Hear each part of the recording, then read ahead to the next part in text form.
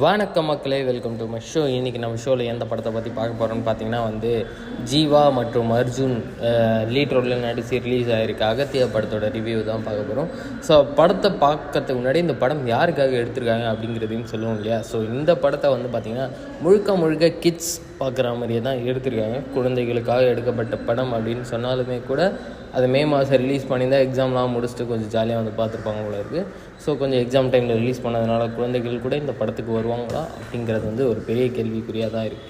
அதை தாண்டி படத்தில் பார்த்திங்கன்னா ஒரு ஒரு ஹாரர் இருக்கும் அப்படின்னு நினச்சிங்கன்னா இருக்குது. பட் கிளைமேக்ஸில் அந்த போர்ஷன் கொஞ்சம் கம்மியாகவே இருக்குது அப்படின்ற மாதிரி தான். ஸோ திக் நிமிடங்கள் எல்லாமே நமக்கு பல படங்கள் பார்த்த சீன்ஸ் மாதிரியே தான் இருக்குது. அதில் புதுசாக ஏதாவது இருக்கான்னு கேட்டிங்கன்னா கண்டிப்பாக இருக்குது. அது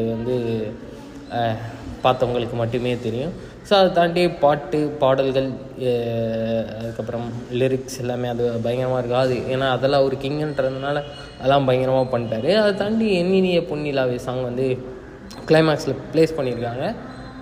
பட் அது வேண்டாமோ அப்படிங்கிற மாதிரி எனக்கு ஃபீல் ஆச்சு. ஸோ படம் பார்த்துட்டு உங்களுக்கு எப்படி ஃபீல் ஆச்சுன்றதெல்லாம் கமெண்ட் செக்ஷன் கமெண்ட் பண்ணுங்கள். அதை தாண்டி ஹீரோயின் இந்த படத்துக்கு தேவையே இல்லை, அவங்கள ஏன் உள்ளே வச்சாங்கன்றது எனக்கு புரியவும் இல்லை. அர்ஜுன் சார் அவரோட கேரக்டர்ஸ் பயங்கரமாக இருந்துச்சு. அவரு தான் பயங்கரமாக லீட் பண்ணிட்டுருக்காரு படம் ஃபுல்லாகவே அவர் தான் லீட் ரோல் மாதிரியே இருக்குது.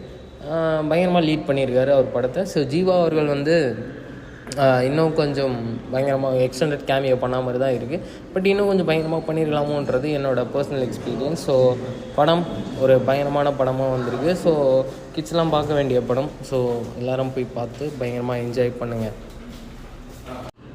அகத்தியா படமானது பார்த்திங்கன்னா ஒரு ஸ்கேரி ஹவுஸ் தாண்டி படத்தில் நிறைய சின்ன கேரக்டர்ஸ்லாம் உள்ள அது எல்லாமே சிரிப்பு காமிக்குதான்னு கேட்டால் இன்னும் கொஞ்சம் சிரிப்பு காமிச்சிருக்கலாம் அப்படிங்கிற மாதிரி தான் இருந்துச்சு. படமாக பார்த்திங்கன்னா இந்த படத்தோட கதையாக பார்த்திங்கன்னா நிறைய படத்தில் நம்ம அடித்து பிரித்து மேய்ஞ்ச ஒரு கண்டென்ட்டு தான். நம்ம கையில் எல்லாமே இருக்கும்போது நம்ம எதுக்கு போய் வெளிநாட்டில் போய் எல்லாத்தையும் கேட்டுட்ருக்கோம், வேறு ஒருத்தவங்கிட்ட எதுக்கு கேட்டுட்ருக்கோம், அங்கேருந்து நம்ம ஏன் வாங்கணும்னு ட்ரை பண்ணுறோம். அதை நம்மளே இங்கே எடுத்துக்க முடியும். நம்மக்கிட்டே அதுக்கான சோர்ஸ் இருக்குது, அதை ஃபஸ்ட்டு தேடுங்க அப்படிங்கிறது தான் விஜய் அவர்கள் சொல்ல வந்திருக்காரு. அது சொன்னாரா இல்லையா அப்படிங்கிறது படம் பார்த்தவங்களுக்கு மட்டும்தான் தெரியும். பட் படமாக கதையாக புரிஞ்சுக்கிட்டால் கண்டிப்பாக இந்த கதை தான் கண்டிப்பாக இருக்குது. அதை தாண்டி ஜீவாவோட பயங்கரமான பர்ஃபார்மன்ஸ்லாம் இருந்துச்சு. பட் ஜீவாவுக்கு கம்பேக்கான்னு கேட்டிங்கன்னா கண்டிப்பாக கிடையாது. போல் பிளாக் மூலயமா ஒரு பயங்கரமான பர்ஃபார்மன்ஸ் கொடுத்துட்டாரு. பட் இருந்தாலுமே அகத்தியா பயங்கரமாக எக்ஸ்பெக்டேஷனோடு இருந்துச்சு எல்லாருக்குமே.